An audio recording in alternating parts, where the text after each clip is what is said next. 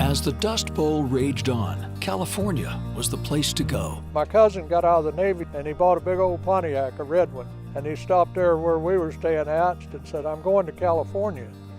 Anybody want to go with me?" And 11 of us got in that car and went with him to California. And so began one of America's great migrations. We came out, no motels, no restaurants, we'd sleep on the side of the road. They call them Okies. And some of them, it took years to get out here. Everything we owned was in that truck. My place to ride, it was up there in the back window. I rode all the way from Cherry Valley, Arkansas till we got to California in that back window. They came looking for jobs. Tens of thousands fled their farms, ravaged by drought and winds that whipped away the topsoil all over the south-central U.S. From Oklahoma, from Arkansas, Kansas, and Texas. The roads grew clogged with these old rusting trucks and cars chugging along slowly, loaded down with whole families and whatever else they could tie on. This convoy of despair raced to California's Central Valley, looking for any work on the farms and ranches. We got to California, it was wonderful. Never been any place like it. I thought I was in heaven. See those checkerboards of orchards and fields and stuff, and well, you just never seen anything like that. The refugees poured into places like the Sunset Labor Camp outside Bakersfield. It was from here, in Weed Patch, the world learned the plight of the children of the Dust Bowl. Among these buildings, the great writer John Steinbeck came to learn firsthand the narrative of an American tragedy. The Grapes of Wrath told the story of the Joad family, fleeing Oklahoma and ending up in this very camp. A few original buildings have been saved.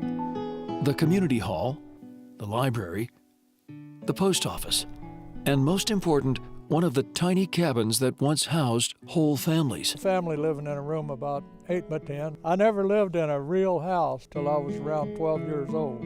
I thought it was fascinating when we finally landed in a house and it had a bathroom in it. It was a roof over your head. Tom Glasgow brought his family all the way from Oklahoma to visit the camp where he grew up. Come out to see this. I want to show my wife how poor people really lived.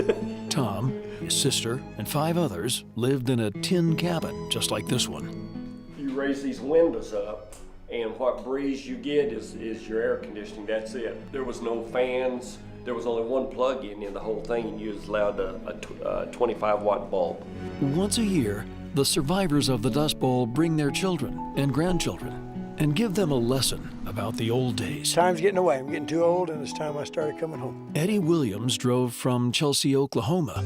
Don't want folks thinking that I'd steal. Eddie and hundreds of others Then I thanked him as I was leaving, remember the music, and I headed out for Bakersfield. remember the food, I like gravy. I'll pay extra. Oh my God. and they all remember the friendships. Trying to keep the Dust Bowl alive out there. That was a later version of doing it this way. Plunger right here. Everywhere, you see what life was like in the camps. But nothing seems to attract a crowd like this old heap.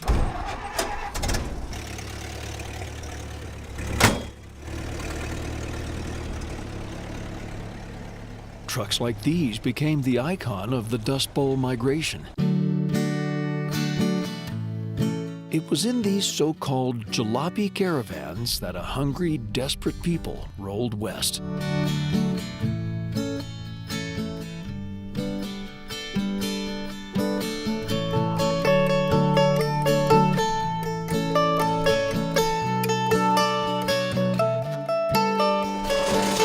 Jack Locks is trying to save a piece of that rolling history. Former auto mechanic and teacher scours junkyards for this stuff. These are Stanley engines. His shop is clogged with strange pieces of the 1920s and 30s.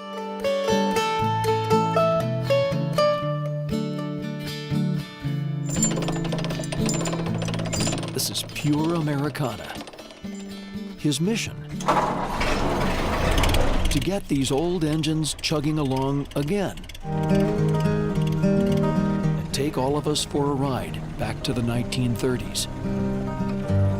He and his cousin Mike Harris hunt down all sorts of aging tools, pots and pans, used tires, musty mattresses, and tie them on to these old rusting trucks, because this is how it was. The victims of the Dust Bowl grabbed what they could and just hit the road. Yeah, the reason it was hanging on the outside because they had a lot of kids and they had to put them inside, so they hung everything outside. If you was real poor, you just have one mattress, but if you were, a little bit richer, you'd have two mattresses on top. Everything on these trucks was for survival. The tools and the tires were there to keep the truck going. A breakdown could spell disaster. Had a lot of problems with the tires, had to carry extra tires with them. Jack and Mike can get these running, barely. They truck them to schools and businesses and the annual Dust Bowl Festival in Weed Patch, letting people touch history. One guy said it brings back memories when he sees that truck. He's 90-some-odd years old, but he says it brought back some pleasant memories, some not so pleasant. At the festival, folks crowd around this old gem, one of 4 trucks Jack has restored. They have attached a classic old gas-powered clothes machine, a real eye-catcher. It ran on gas because in the 30s, few people had electricity on farms.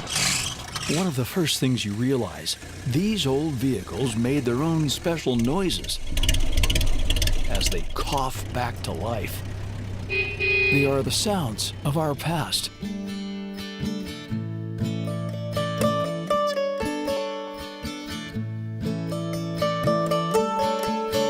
Seen a couple of guys kind of get misty-eyed a little bit when they start thinking about way back. As bad as things were, there was hope. There was always hope. And so the trucks continue to be a tangible, profound piece of American history. It's absolutely vital to remember this. Remembering the days the dust blew and dreams were hatched of a new life at the end of the road.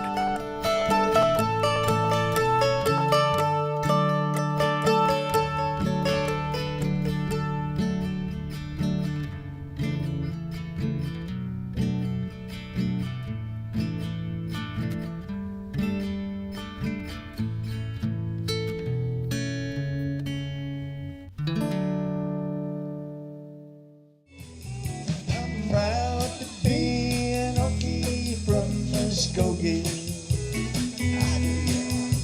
a place where even squares can have a ball. Yes, we still wave old glory down at the courthouse. White lightning still the biggest